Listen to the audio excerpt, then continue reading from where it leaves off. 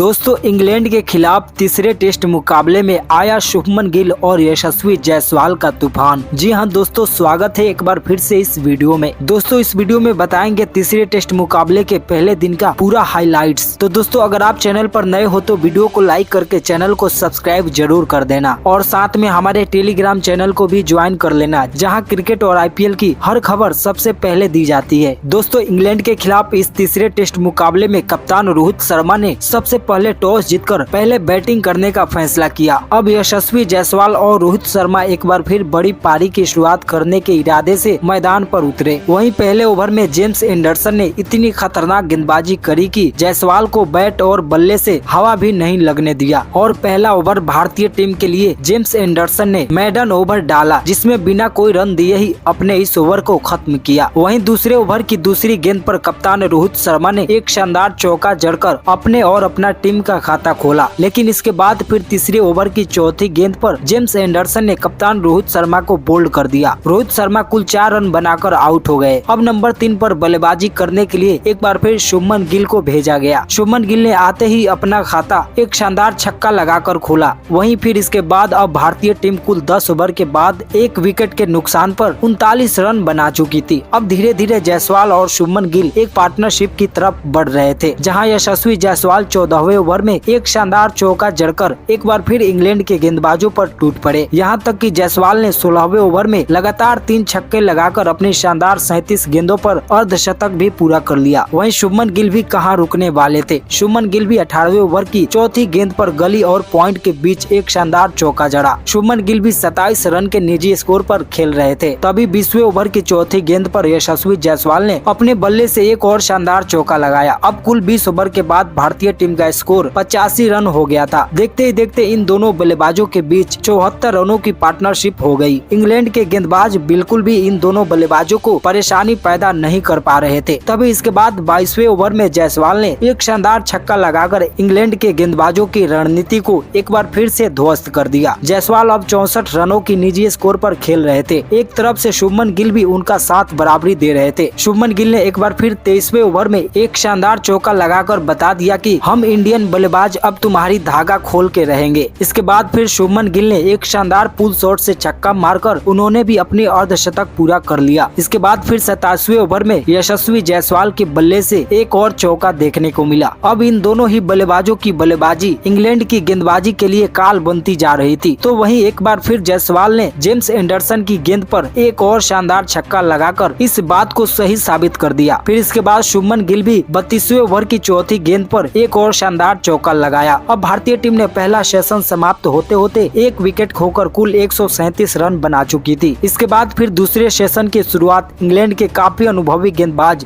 James Anderson ने अपनी गेंदबाजी से की। वहीं इनके सामने 72 रनों पर खेल रहे यशस्वी जायसवाल मौजूद थे। इसके बाद इस ओवर की चौथी गेंद पर जायसवाल ने एक और चौका लगाकर 76 रनों के निजी स्कोर पर पहुंच गए। वहीं शुभमन गिल भी एक बार फिर शानदार बल्लेबाजी करते हुए अपने बल्ले से 33वें ओवर की तीसरी गेंद पर शानदार चौका लगाकर एक बार फिर से इस दूसरे सेशन में इंग्लैंड के गेंदबाजों के गेंदबाजी पर दबाव बनाने लगे। एक तरफ यशस्वी जायसवाल और दूसरी तरफ शुभमन गिल इंग्लैंड के गेंदबाजों के नाक में दम करके रख दिया था। वहीं इसके बाद यशस्वी जायसवाल ने लॉन्ग ऑन की तरफ शानदार छक्का लगाकर 99 रनों के निजी स्कोर पर पहुंच गए। अब जायसवाल शतक लगाने से सिर्फ 1 रन दूर थे। तभी टॉम हार्डली ने अपनी एक शानदार गेंद डाली और उस पर जायसवाल ने अपना बल्ला चला दिया और गेंद लॉन्ग ऑन की तरफ चली गई, लेकिन जॉनी ब्रेस्टो इस कैच को नहीं पकड़ पाए और पहली बार 99 रनों के स्कोर पर यशस्वी जायसवाल को एक जीवन दान मिल गया और इसके बाद ही जायसवाल ने हल्के हाथों से 1 रन लेकर अपना शतक पूरा कर लिया। शतक लगाते ही भारतीय टीम के सभी समर्थक और टीम के स्टाफ ने इस शतक के लिए जायसवाल को बधाइयां दी। इसके बाद अगले ओवर में ही शुभमन गिल भी इंग्लैंड के गेंदबाजों पर टूट पड़े और इस ओवर में लगातार 2 छक्के लगाकर पूरी तरह इंग्लैंड के गेंदबाजों को रोने पर मजबूर कर दिया। कुल 50 ओवर के बाद भारत का स्कोर 240 रन हो गया था। जायसवाल और गिल के बीच दूसरे विकेट के लिए 235 रनों की लंबी साझेदारी हो चुकी थी और इंग्लैंड के गेंदबाजों के सभी रणनीति इन दोनों बल्लेबाजों ने तबाह करके रख दिया था। फिर 54वें ओवर में जायसवाल ने एक और शानदार चौका लगाया। फिर इसी ओवर की 5वीं गेंद पर शुभमन गिल ने एक और चौका लगाया। दोनों ही बल्लेबाज काफी तेज गति से रन बनाते जा रहे थे। तभी शुभमन गिल ने 58वें ओवर की पहली गेंद पर छक्का लगाकर इन्होंने भी अपना शतक पूरा कर लिया। अब इंग्लैंड के गेंदबाजों के लिए ये हालात बद से बदतर होते जा रहे थे। तभी इसके बाद फिर यशस्वी जायसवाल ने शानदार कवर ड्राइव लगाते हुए अपने बल्ले से एक और चौका लगाया। अब दूसरा सेशन तक भारत का स्कोर मात्र 1 विकेट के नुकसान पर 295 रन हो गया था। वहीं जायसवाल 125 तो गिल 110 रनों पर बल्लेबाजी कर रहे थे। अब इसके बाद इस पहले दिन की आखिरी सेशन की शुरुआत की गई, जहां एक बार फिर शुभमन गिल ने 62वें ओवर की दूसरी ही गेंद पर अपने बल्ले से एक और जमीनी शॉट खेलकर शानदार चौका बटोरा। इसके बाद फिर 64वें ओवर की तीसरी और चौथी गेंद पर जायसवाल ने अपने बल्ले से लगातार 2 चौके जड़े। अब भारत का स्कोर 65 ओवर के बाद 1 विकेट के नुकसान पर 315 रन हो गया था। फिर इसके बाद 68वें ओवर में शुभमन गिल ने अपने बल्ले से एक और छक्का लगाकर इंग्लैंड को अपनी बल्लेबाजी से घुटने टेकने पर मजबूर कर दिया। वहीं इसके बाद जायसवाल भी कहां पीछे हटने वाले थे, इन्होंने भी 70वें ओवर की दूसरी गेंद पर एक और छक्का लगाया। दोस्तों, इन दोनों बल्लेबाजों को देखकर ऐसा लग रहा था जैसे मानो कि कोई T20 मैच चल रहा हो। इसको एक बार फिर शुभमन गिल 72वें ओवर में लगातार 4 चौके लगाकर इस बात को एक बार फिर सच साबित कर दिया। फिर इसके बाद 74वें ओवर में भी गिल ने अपने बल्ले से एक और चौका और छक्का लगाया, जिसके बाद इंग्लैंड के गेंदबाजों को कुछ समझ नहीं आ रहा था कि आखिर अब किस तरह की गेंदबाजी करे। फिर 76वें ओवर की पहली और तीसरी गेंद पर जायसवाल ने शानदार चौका जड़कर एक बार फिर इंग्लैंड के गेंदबाजों के ऊपर जले पर नमक छिड़कने का काम कर दिया। इसके बाद फिर 78वें ओवर में भी जायसवाल ने बल्ले से कुल 3 चौके लगाए और अब जायसवाल कुल 195 रनों की निजी स्कोर पर खेल रहे थे। तभी शुभमन गिल भी 75 रनों के निजी स्कोर पर खेल रहे थे। अब 80 ओवर के बाद भारत का स्कोर मात्र 1 विकेट के नुकसान पर 380 रन हो चुका था। वहीं इसके बाद एक बार फिर शुभमन गिल ने शानदार 2 चौका लगाया। वहीं जायसवाल भी इसके अगले ओवर में ही शानदार छक्का लगाया। अब 95 ओवर के बाद भारत का स्कोर 405 रन हो गया था। भारतीय टीम इस तीसरे टेस्ट मुकाबले में इंग्लैंड से बहुत ही ज्यादा मजबूत नजर आ रही थी। वहीं इसके बाद फिर से इस पहले दिन के अंतिम ओवर में जायसवाल ने लगातार 3 गेंदों पर 3 छक्के लगाकर उन्होंने अपना एक बार फिर दोहरा शतक भी पूरा कर लिया। जायसवाल अभी इस मैच में 225 रन बनाकर खेल रहे हैं। शुभमन गिल भी कुल 199 रनों पर खेल रहे हैं। वहीं इस पहले दिन भारतीय टीम 1 विकेट के नुकसान पर 427 रनों का एक विशाल स्कोर बनाकर खेल रही है। तो जायसवाल पारी की शुरुआत करने के लिए मैदान पर आए, लेकिन भारतीय टीम के लिए पहले टॉस जीतकर बैटिंग करना बिल्कुल ही गलत साबित हो गई। जब जेम्स एंडरसन ने यशस्वी जायसवाल को पहले ओवर की छठी गेंद पे जायसवाल को जेम्स एंडरसन ने क्लीन बोल्ड कर दिया। अब भारतीय टीम को मात्र 3 रनों पे यशस्वी जायसवाल के रूप में एक बहुत बड़ा झटका लग गया। इसके बाद नंबर 3 पर बैटिंग करने आए शुभमन गिल ने भी इस मैच में ज्यादा कुछ नहीं कर पाए और शुभमन गिल को भी टॉम हार्डली ने मात्र 17 रन के निजी स्कोर पे आउट कर दिया। अब भारतीय टीम 31 रनों के स्कोर पे 2 विकेट गंवा चुकी थी। यहाँ से भारतीय टीम को एक अच्छी साझेदारी की जरूरत थी। अब नंबर 4 पर बैटिंग करने के लिए नए युवा खिलाड़ी रजत पाटीदार को भेजा गया। रजत पाटीदार को भी शोएब बशीर ने अपनी खतरनाक स्पिन गेंदबाजी से 11वें ओवर की तीसरी गेंद पे ही बोल्ड कर दिया, जिसके बाद भारतीय टीम और भी ज्यादा दबाव में आ गई थी। वहीं एक तरफ कप्तान रोहित शर्मा कुल 33 रन बनाकर खेल रहे थे। अब भारत का स्कोर 20 ओवर के बाद